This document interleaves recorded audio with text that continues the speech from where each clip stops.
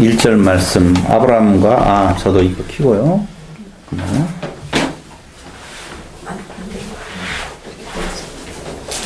마태복음 1장 1절 아브라함과 다윗의 자손 예수 그리스도의 계보라라고 나오죠. 자, 이제 두 번째 시간은 마태복음의 개요. 크게 어떻게 구성되어져 있는 건가라고 하는 것을 살펴보고자 합니다. 크게 셋으로 나누면 1장 1절부터 4장 16절까지에 대한 내용, 4장 17절로부터 16장 20절까지에 대한 내용, 16장 21절부터 마지막 28장 30절까지에 대한 내용으로 나눌 수가 있는데, 첫 번째 단락인 1장 1절부터 4장 16절까지는 구약 예언의 성취자로서 요한과 예수님, 뻔하잖아요. 요한하고 예수님 이야기가 나오는데 그건 구약의 예언의 성취자다라고 하는 의미고, 4장 17절로 16장 20절은 예수님의 갈릴리 사역이 나와요. 메시아 예수님의 선포에 대한 내용이 나오고, 16장 21절로 28장 30절까지는 고난 죽음 부활이라고 하는 예루살렘에서 내용이 나와요. 근데 이건 그렇게 성경을 이해하는데 여러분 도움은 안 된다라고 저는 생각은 해요. 그럼 이렇게 봤어요. 1장 1절부터 9장까지는 예수님은 그리스도이십니다. 예수님만이 메시아입니다. 라고 하는 내용을 말을 하고 있는 거예요. 여러 가지 방법을 통해서 이야기를 하고 있는데, 그렇게 예수님의 복음, 예수님에 관한 복음이 선포되어지고 난 뒤에 이제는 무엇을 해야 되느냐? 10장 바로 넘어가면 10장 한번 보세요. 1절. 이게 딱 그렇게 되어 있어요. 예수께서 그 12 제자를 부르사 더러운 귀신을 쫓아내며 모든 병과 모든 악한 것을 고치는 권능을 주시니라. 12 사도의 이름은 이러하니 나오면서 5절 여기에서 나와요. 이제 예수께서 이 12를 내보내시며 명하여 이르시되 이방인의 길로도 가지 말고 사마리아인의 고을에도 들어가지 말고 오히려 이스라엘 집에 잃어버린 양에게로 가라, 이 말이에요. 그러니까 잘 보세요. 복음이 선포되어지고 그 복음을 가서 전파하라. 누구에게? 이방인들에게. 그런데 조금 전에 전 시간에 이야기했던 것처럼 그게 28장에 가서는 어디로 가라고 그래요? 갑자기 그래요? 28장 아까 이야기했잖아요. 모든 민족으로 제자를 삼아 28장 나오잖아요. 그럼 왜 이렇게 극과 극이냐? 복음이 선포되어지고 복음을 전파해야 돼요. 근데 이방인에게는 가지 말라고 그랬어요. 그런데 그 마태복음의 그 편지의 끝에 가서는 이방인에게 가라는 거예요. 그러면 마태가 지금 머리가 이상한 사람이죠. 앞에 쓸 때는 가지 마. 네. 이거 맨 마지막 이 예. 부분도 예. 없는 내용이래요. 마태복음. 죄송해요. 아니요. 누가복음에서도 특히 그 말 나오죠. 없는 것을 갖다가 첨부했다. 그러니까 그런 역사적인 내용에 대해서 그들이 주장하고 있는 내용에 그 근저에는 있어요. 여기에서는 지금 그냥 하나님의 말씀이라고 보고 역사적인 내용에 대해서 그게 옳고 그러냐. 그들도 잘 몰라요. 지금 마태복음의 기록 연대만을 가지고도 첨예하게 달려가고 있어요.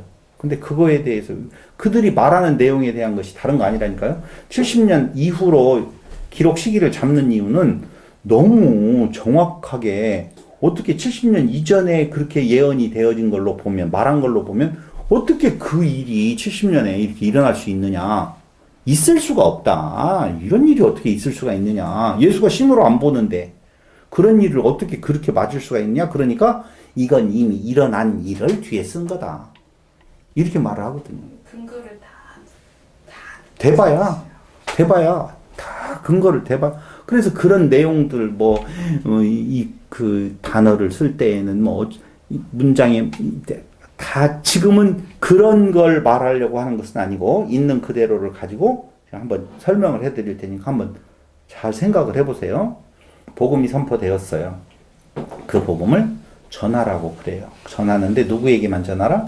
유대인에게 잃어버린 자에게 가서 복음을 전하라라고 그래요. 그런데 28장에 가서 모든 민족에게 가라. 그렇게 말을 하거든요. 왜요? 여러분들이 충분히 15장 24절에도 보면 이렇게 나오죠. 예수께서 대답하여 이르시되 나는 이스라엘 집에 잃어버린 양 외에는 다른 데로 보내심을 받지 아니하였노라 이렇게 나오잖아요. 그죠? 아니 그럼 예수님도 이상하지.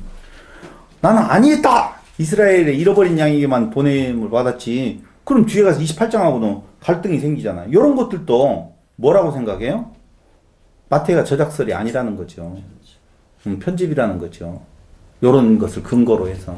그러니까 오늘 내용 개요의 설명을 못 들으면 그 편집설에 대한 내용으로서의 근거로 여기는 이스라엘 집에만 가라고 분명히 앞에 이렇게 말하고 있는데 어떻게 복음을 전파하라고 그걸 이제 편집설의 하나의 근거로 삼고 있어요. 근데 오늘 설명을 들으면 그런 주장이 웃기는 거구나 이렇게 생각할 수 있다니까요. 왜 그랬을까요? 그럼 봐봐요. 복음이 선포되어져요. 유대인에게만 전하래요. 그런데 이방인에게 가래요. 그 가운데 무슨 일이 일어날까요? 성령. 갑자기 성령으로 나와버리면 모든 답이 다 글로 가버리면 너무 그렇죠. 그 말이에요. 유대인들이 거절하게 되어져요. 계속되는 거절에 대한 내용들이 11장에서 20장까지 나오는 거예요. 그 내용이 그런 거라고요. 비유가 나오잖아요. 이스라엘이 거절합니다. 이렇게 나오는 거예요. 그러면 당연히 복음이 선포되어지고 복음을 이스라엘에게만 전하라고 말하고 이스라엘은 그걸 거절하게 되어져요. 그럼 뭔 내용이 나오겠어요? 그들을 향한 심판이 선언이 되어져요. 그게 21장이에요. 21장에 대한 내용. 그럼 22장에서 28장까지는 당연히 뭐가 나오겠어요? 그렇죠. 이방인에서 가서 복음을 전하라. 그리고 유대인은 어떻게 된다? 성전은 버려진다? 된다. 24장 2절에서 완전한 파괴가 이루어지니 그러고 난 뒤에 새로운 성전이 지어질 모든 민족에게 부활 후에 이렇게 마태복음이 기록되어져 있다고. 진짜 그러냐고요? 공부해 보시면 알아요. 진짜 그렇게 보시면 그 다음에는 알 수가 있어요. 그래서 이스라엘 유대인은 빼앗기고 진멸하게 되어지고 그걸 초대에 응하지 않는 거라고 얘를 혼인잔치에서 말을 하고 있는 거예요. 이 교회 이방인과 유대인이 합쳐진 것은 받을 것이고 초대되어져 결혼잔치 혼인잔치가 이루어진다. 이렇게 지금 되어져 있다고요. 그럼 진짜 그러한가 이제 본문을 살펴봐야 될 거 아니에요. 그래서 오늘은 어디까지 7장 산상수훈의 끝까지만 살펴보도록 그렇게 하겠어요. 근데 산상수훈이라고 하는 내용이 굉장히 기독교인들에게 있어서는 엄청나게 중요한 너무 많이 알려져 있는 건데 진짜 산상수훈을 제대로 공부가 되어졌을까라고 하는 생각이 들어가요. 1장 1절로부터 2장 23절까지는요. 구약 예언의 성취로서 예수와 세례 요한에 관한 내용이 기록되어져 있어요. 안 살필 거예요. 그냥 그런 내용이에요. 그러고 난 뒤에 3장 1절로 3장 12절까지에서는요. 세례 요한의 선포가 나와요. 그런데 3장 7절을 보세요. 뭐라고 나와 있는지. 가면 갈수록 어딘가를 하나씩 집어넣는데 3장 7절에 이런 말이 나오죠. 요한이 많은 바리새인들과 사두개인들이 세례 베푸는 데로 오는 것을 보고 이르되 독사의 자식들아 누가 너희를 가르쳐 임박한 진노를 피하라 하더냐. 재밌지 않아요 여러분? 다시요. 윤리와 도덕적으로 아니면 어떤 기준을 놔두고 이러면 안 돼 이래야 돼 라고 하는 말이 아니에요. 그냥 정리예요. 그냥 독사의 자식들아 너희에게는 진노가 임박해 있어. 그럼 바리새인이라고 말하고 있는 그들, 그럼 그들 사두개인이라고 말하고 있는 이스라엘의 대표적인 지도자로서의 바리새인 사두개인이라고 이스라엘 전체를 말하는 거예요. 독사의 자식들아, 너희에게는 임박한 진노가 지금 있다 그 말이에요. 와 있다. 뭐예요 그게? 예루살렘 성전의 무너짐이에요. 그러니까 이미 정해져 있다니까. 그런데 그걸 설명해 주고 있는 것이 지금 내용 개요에서 말씀드린 대로 복음이 선포되어졌는데 그들에게 먼저 선포가 되어지는데 그들은 당연히 무엇할 거예요? 거절할 거라는 거예요. 그럼 무슨 죄가 있어요? 거절할 걸로 되어 있는데 이렇게 말하면 이제 저는 할 말이 없어요. 거절하게 되어지면 그들에게 심판이 임하게 되어지고 심판에서 그게 이제 예수님께서 오셔서 누가 성전을 저걸 허물어 버릴 거야. 저거 지금 잘못 이해되고 있는 저것 때문에 지금 문제가 되는 거야. 보이는 거 저것 때문에 지금 가려지잖아. 저거 없애고 참성전으로 지어져 가는 그 내용이 지금 마태복음에 대한 내용이라고 말씀을 드렸잖아요. 그러니까 독사의 자식들아 너희는 아브라함의 자손이 아니야 그렇게 말하잖아요. 누가 너희를 아브라함의 자손이라고 그래? 육적 아브라함 자손이 아니야. 아까 이야기했어요. 첫 시간에 어떻게 되어져 아브라함의 언약이 어떻게 되어져 있는 건가? 그래서 너희 위에는 진노가 놓여져 있다라고 말하고 있는 거, 선언하고 있는 거예요. 그러면서 3장 13절로 25절에서는 드디어 예수님이 등판을 하게 되었어요. 등판을 하는데 뭐가 필요할까요? 성령의 임재가 필요하겠죠? 두 번째로는요? 시험 당하는 내용이 나오는 거예요. 시험을 이기시죠? 그건 당연히 아담 언약의 성취자로서의 아담이 시험에 실패했다, 시험 받음에 실패했다라고 보면 시험을 이겨야만이 참 창조로서의 본체 되시는 그리스도를 통해서 진짜 창조가 이루어지는 것이죠. 그러면서 4장 23절로 25절 보세요. 예수께서 온 갈릴리에 두루 다니사 그들을 회당에서 가르치시며 천국 복음을 전파하시며 백성 중에 모든 병과 모든 약한 것을 고치시니 그의 소문이 온 수리아에 펴진지라 사람들이 모든 앓는 자 곧 각종 병에 걸려서 고통당하는 자 귀신 들린 자 간질하는 자 중풍병자들을 데려오니 그들을 고치시더라. 여기에서 굉장히 중요해요. 모인 무리들이라고 나오잖아요. 그렇죠? 예수님이 등판을 하셨는데 그 등판하신 예수님 앞에 모인 무리들이 있어요. 저를 보시고요. 거기 뚫어져라 보시면 안 돼. 저를 보셔야 돼요. 지금부터. 그 모인 무리들에게 산에 올라가서 어떤 말씀을, 메시지를 전한단 말이에요. 누구에게요? 모인 무리들에게. 5장에서 예수께서 무리를 보시고 라고 나오죠? 예수께서 무리를 보시고. 그럼 이 메시지, 주의 지금 팔복으로 시작되어지는 산상수훈에 대한 내용은 모인 무리를 대상으로 지금 하고 있어요, 이야기. 근데 그 모인 무리가 읽어보니까 훌륭한 사람이에요? 볼품없는 사람들이에요? 볼품없는 사람들이에요. 보세요. 율법은 볼품없는 사람들을 천대시했어요. 율법은 볼품없는 자들을 천대시한다니까요. 병자들을 같이 둔다, 부정한 자를 같이 둔다, 이런 거 큰일 나요. 아, 이해 왔어요 지금? 충분히 이해 왔죠? 근데 예수님은 그런 자들 앞에서 지금 이야기를 해요. 그런 자들 앞에서 이야기를 할 때 그런 자들의 모습이 오늘 팔복에 대한 내용이라고요. 심령이 가난한 자는 이라고 하니까 모인 무리들을 생각하지 아니하고 따로 뛰어. 그래가지고 심령이 가난한 자는 복이 있다. 그러니까 1번 심령이 가난해져야 된다라고 말하는 것이 보편적인 설교고 2번 심령이 가난한 것이 복받은 증거다라고 말하는 것이 2번 설교고 오늘 세 번째 강론은 그 모인 무리들이 지금 그 내용으로 나오는 거예요. 너희 좌절하지 마. 메시아는 그들의 메시아야. 한마디로 말을 하면 다시 이야기하면 율법과 율법의 완성으로 오신 예수님은 그 가르치시는 내용이 5번에 걸쳐서 나와요. 마태복음에. 강화라고 하는 이름으로. 근데 그 중에 하나가 산상수훈이에요. 첫 번째 나오는 강화는. 근데 예수님의 가르침은 다르더라. 지금 그 말이에요.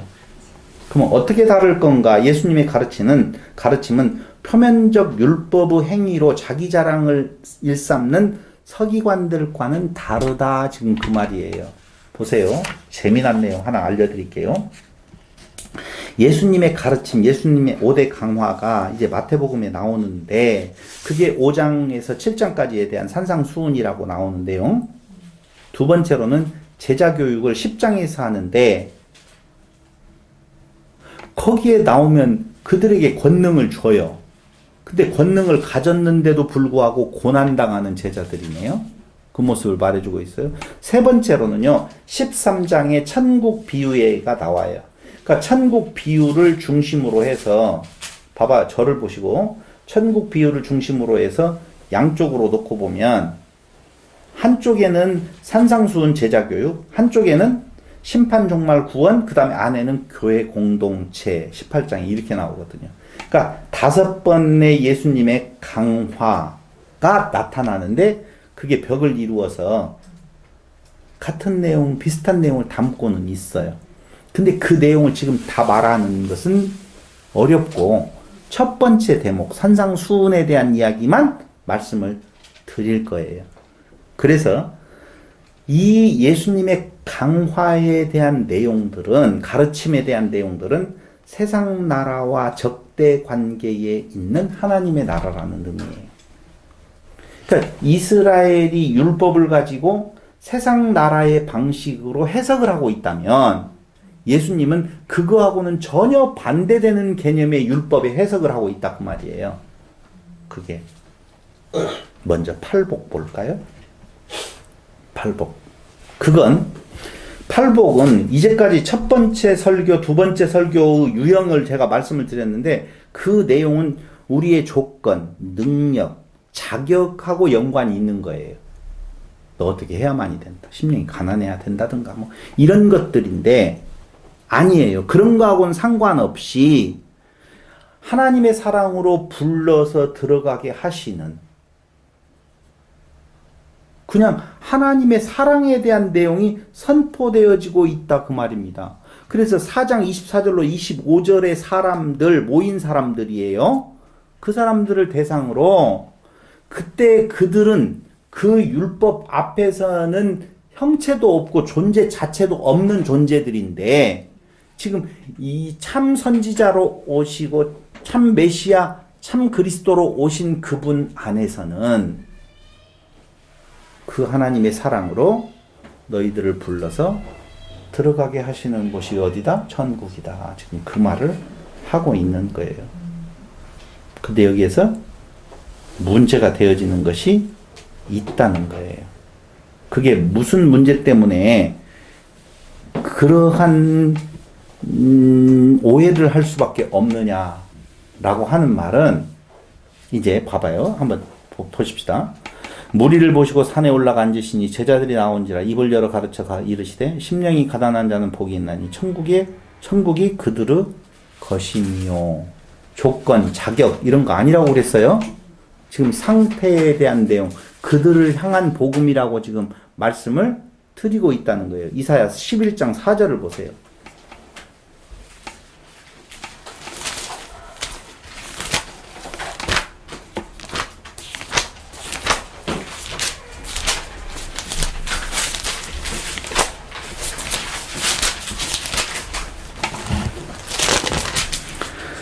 공의로 가난한 자를 심판하며 정직으로 세상의 겸손한 자를 판단할 것이며 그의 입의 막대기로 세상을 치며 그의 입술의 기운으로 악인을 죽일 것이며. 보세요. 공의로 가난한 자를 심판하신대요. 그럼 다르잖아요. 반대잖아요. 제가 지금 마태복음에서 심령이 가난한 자는 복이 있나니 라고 했는데 여기 이사야서에서 11장 4절에 공의로 가난한 자를 심판하겠대요. 그러면 구약은 가난한 자를 심판하는데 신약의 예수님의 복음은 가난한 자가 복이 있다고 말해요. 그러면 갈등이잖아요. 어떻게 해결을 하실래요? 율법과 복음. 그쪽으로 간다? 절대 아니에요. 율법과 복음이 같은 내용을 말하고 있지 다른 내용을 말하고 있는 것은 아니에요. 그럼 뭐가 문제일까요? 자, 이렇게 설명을 해드릴게요. 이사야서 11장 4절에 공의로 가난한 자를 심판하다. 정직으로 세상에 겸손한 자를 심판과 판단이라고 하는 단어가 보호하다라는 의미예요. 본질이. 그러니까 하나님의 복음은 보호, 어떤 자를? 가난하고 없고 여기에 의에 줄이고 목마르고 애통하는 자. 애통하는 자는 바보 같은 자예요? 똑똑한 자예요? 아니, 당하고 난 뒤에 아유 이런단 말이에요. 제가 그냥 노골적으로 보면 병신 같은 자예요. 근데 세상 율법은 병신 같아라 아니면 똑똑해라? 똑똑해라고 말을 한다니까요. 가난하라 부자 되라? 지금 교회에서 전하는 것이 부자 되라고 전하지 가난한 자 되라고 안 하잖아요. 예수를 믿어서 네가 조금 더 뭔가를 해내라라고 말을 하잖아요. 의에 줄이고 목마른 자는 뭔 말이에요? 의에 줄이고 목마르다라고 하는 말. 진짜 아까 모인 자들이라니까 한마디로 말을 하면. 근데 우리는 그 모인 자들이 되고 싶어요. 모이지 않는 그 서기관들, 그 바리새인들, 그 사두개인들이 말하고 있는 의에 가득 찬 자들이 되고 싶냐 이거예요. 예수를 믿음으로 의에 가득 찬 자들이 되어서 하나님 앞에 떳떳한 구원을 받고 싶다라고 하는 것이 교회가 말하고 있는 복음 아니에요? 근데 그게 아니에요. 예수님 앞에 모인 자들은요, 지금 볼품없는 자들이 모여 있는데 예수님의 가르침에 대한 내용은 천국은 그런 자의 것이라는 것이죠. 보호하고 사랑으로 너희들을 들어가게 하겠다는 것이지 너희 조건이나 너희 무엇인가를 내놓으라고 하는 말이 절대적으로 아니다라고 하는 거예요. 팔복 끝났어요. 심판과 판단이 보호라는 보호예요. 보호하다. 보살피. 예, 맞아요. 그게. 찾아보세요. 근데 산상수훈의 결론은 어디에서 나냐면은요. 자, 지금부터 이제 산상수훈 들어갔잖아요. 5장부터. 쭉 어디까지 이어져요? 그 소금과 비토 이어지고 팔복뿐만이 아니라 이제 오른 눈 빼고 눈 빼고 뭐 하지 말라 뭐 이런 내용들이 쫙 나와요. 그런 나오는 것이 쭉 가요. 구제를 은밀하게 하라라고 하는 중언부언 하지 말아라. 외식으로 금식하지 말아라. 이런 내용들을 쫙 지금 강화를 하고 있어요. 가르쳐주고 있단 말이에요. 그럼 그 지금 가르침을 우리가 지금 다 그 자리에서 지금 들었다고 한번 해봐요. 다 같이 시작. 와. 놀랍네. 그게 어디 나와요? 7장 나오잖아요. 7장 28절 한번 보실래요? 쫙 그렇게 예수님께 설명하고 났더니 예수께서 이 말씀을 마치심에 무리들이 그의 가르치심에 논란이 이는 그 가르치는 것이 권위 있는 자와 같고 그들의 서기관들과 같이 아니함일러라 라고 하는 내용이에요. 그러니까 서기관들이 율법을 가르치는 것과 예수님께서 지금 율법을 가르치는 내용이 전혀 다르더라 지금 그 말이에요. 근데 뭐 때문에 그렇게 놀랄까요? 봐봐요. 팔복을 이야기했잖아요. 어떤 자들이 복이 있는 자라고 보편적으로 생각하느냐? 하나님 잘 믿고 자기의 의를 세우고 무엇인가 그래도 있어요 라고 하는 자들이 복 있는 자라고 설명을 할 거 아니에요. 우리가 이렇게 망하게 되어진 것은 율법을 잘못 지켰기 때문이라고 그렇게 말을 하잖아요. 우리는 율법을 지킬 수가 없는 자들입니다. 고백을 하는 것이 아니잖아요. 근데 지금 모여 있었던 무리는 무슨 율법을 지켜요? 그들의 지금 상태로 봐서는. 그들에게 지금 하는 말이라고.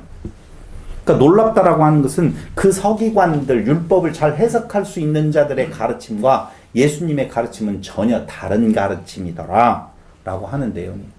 그러니까 율법을 이스라엘의 유대인들 서기관들로 대표되어지는 이스라엘의 율법 해석은 자기 의를 드러내라고 하는 거라고 보면, 의로 자기를 자랑해서 상급을 받으라고 하는 거라고 보면, 예수님의 가르침은 받을 조건이 안 되는 자들을 하나님께 사랑으로 데려가는 데다 라고 하는 내용으로 완전히 다르다니까요. 근데 하나 중간에 나오는 것이 소금과 빛이에요. 소금과 빛은요, 소금과 빛의 역할을 해야만이 된다는 말도 아니고요. 소금이라고 하는 것은 맛을 내는 데 있어서 많이 들어가면 짜고 적게 들어가면 싱거우니 적당하게 들어가서 있는 듯 없는 듯 소금의 역할을 해서 사회가 아름답게 이렇게 되어질 역할을 해야 된다.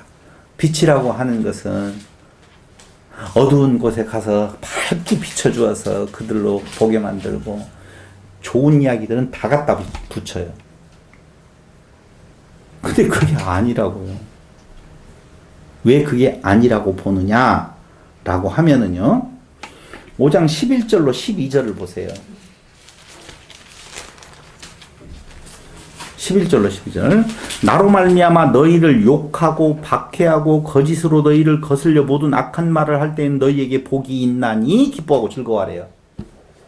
그럼 보세요. 예수님 앞에 선자들이 예수님의 복음을 듣고 그들이 이제 복음의 증거자가 되어서 복음을 전할 때 소금이 되어지고 빛이 된 자들이잖아요. 그럼 소금과 빛이 된 자들로서 앞에 섰었을 때 대접을 받는다는 거예요? 박해가 온다는 거예요? 박해가 온다는 거잖아요. 아니 이어지는 말씀이라니까. 그럼 너희를 나로 말미암아 너희를 욕하고 박해하고 거짓으로 너희를 거슬려 너희 모든 악한 말을 한다는 거예요. 근데 나로 말미암아라고 하는 것은 내가 빛으로 왔어요. 예수님께서. 근데 우리에게 빛이 비춰주어서 우리도 이제 발광체가 되어서 발광체가 아니라 반사체가 되어서 그것 가지고 또 뭐 발광체냐 반사체냐 그런 언어자예요. 언어 유희를 하는데 우리가 빛을 낼 때에는 그리스도의 빛이에요. 근데 그 빛을 냈더니 모여 있었던 그 빛 앞에 선자들이 좋아한다고요? 싫어한다고요? 싫어하는 정도가 아니라 너희를 욕하고 박해하고 거짓으로 너희를 거슬려 모든 악한 말을 한다는 거예요. 근데 우리가 이제까지 알고 있었던 소금과 빛의 역할로서의 사회에서 행했다라고 보면 세상 사람들이 박해하겠어요? 욕하겠어요? 박수 치겠어요? 박수 치고 칭찬하고 난리도 아니겠죠. 근데 그런 일 안 일어난다고 벌써 이야기를 하고 있다니까요. 그럼 뭐 이제까지 우리는 소금과 빛이라고 하는 내용들에 대한 해석이 잘못되었다. 요한복음 1장 1절로 5절에 보면 빛 대신 예수님 이야기 하잖아요. 고린도후서 4장 6절에서 요한복음 1장 9절 11절에서도 다 빛이 이 땅에 임하심에 좋아했다 싫어했다? 찾아봐야지. 이것도 또 나중에 이상한 말들 하니까 요한복음 1장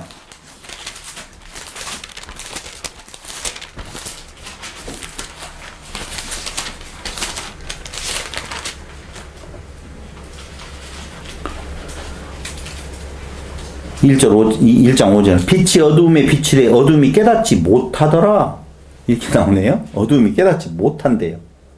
그러면은 8절 그는 이 빛이 아니요 이 빛에 대하여 증언하려 온 자라. 요한을 말하는데 그럼 빛은 누구라고 말하느냐? 예수라고 말을 하고 있다는 거예요. 그러면서 또 뭐라고 이야기를 하느냐? 1장 9절 그 참빛 곧 세상에 와서 각 사람의 비추는 빛이 있었나니 라고 예수님을 빛으로 분명히 표현하고 있다는 거예요. 11절 자기 땅에 오매 자기 백성이 영접하지 아니하였다라고 말을 하잖아요. 그러니까 빛으로 오셨는데 영접하지 아니해버렸대요. 그럼 그 예수님의 빛 대심에 예수님의 오심은 영접하지 아니하는데 우리는 빛으로서 세상에 나갔더니 막 영접하잖아요. 엄청 좋아하고. 아니라고 핍박하고 박해한다고 나오잖아요. 거짓말로 우리를 해한다고 말을 하잖아요. 그렇다면 우리는 생각을 바꿔야 될 필요가 있다는 것이지요. 마태복음 10장 16절로 23절 한번 보실래요?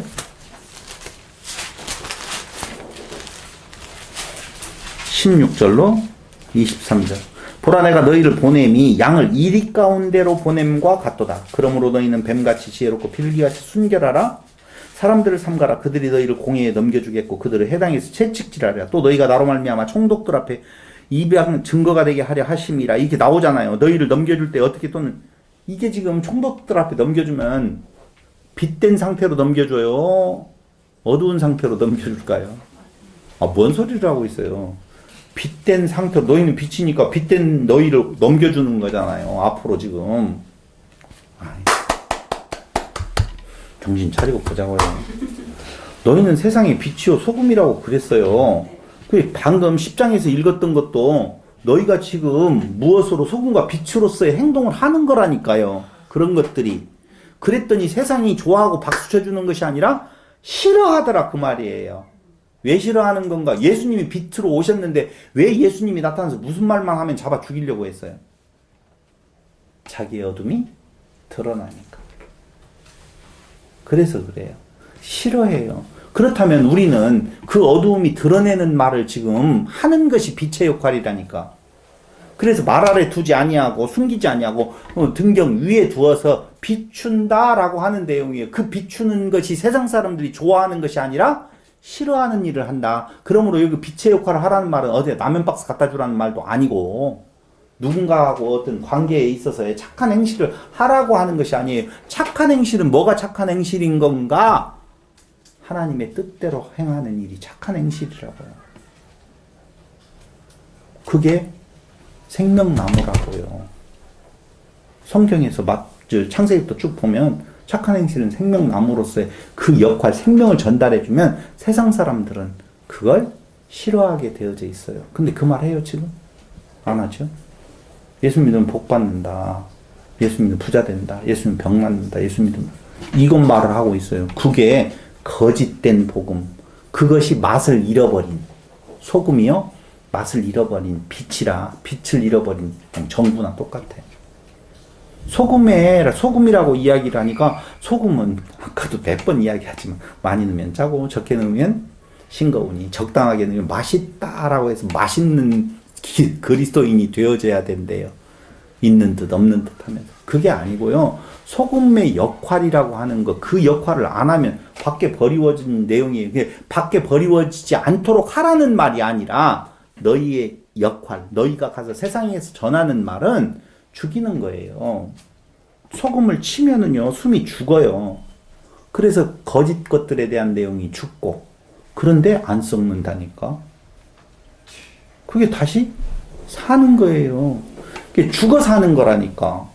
이게 참 희한하죠? 죽는데 살아요. 자기가 죽고 내 안에 그리스도가 사는 것이지요.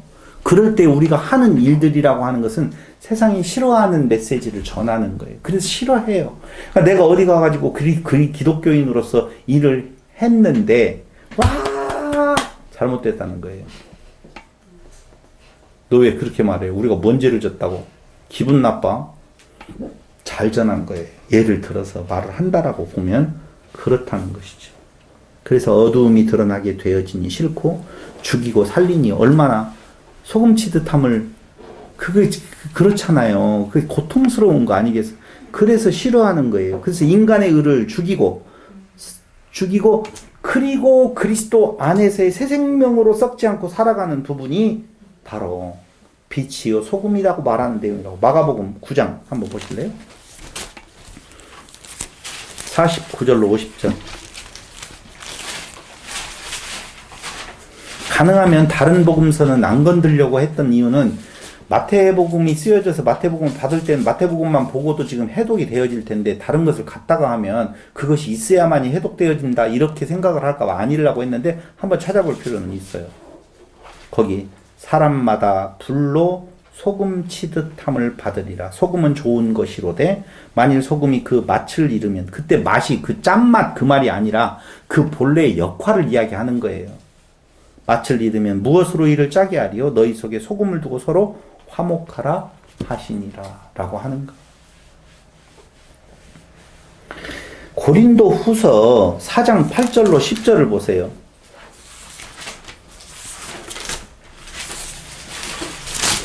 고린도 후서 4장 8절로 10절.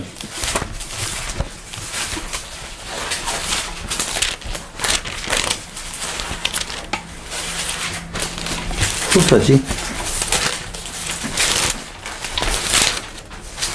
8절. 우리가 사방으로 우겨쌈을 당하여도 쌓이지 아니하며 답답한 일을 당하여도 낙심하지 아니하며 박해를 받아도 버림받지 아니하며 거꾸러뜨림을 당하여도 망하지 아니하고 라고 나오잖아요. 그러니까 성도들의 삶이라고 하는 것은 이미 나와 있어요. 거기뿐만 아니에요. 빌립보서 4장 고난당한다고 나오잖아요. 지금 빌립보서 4장 10절로 13절 한번 보세요. 에베소서 다음 빌립보서죠. 4장 10절로 13절.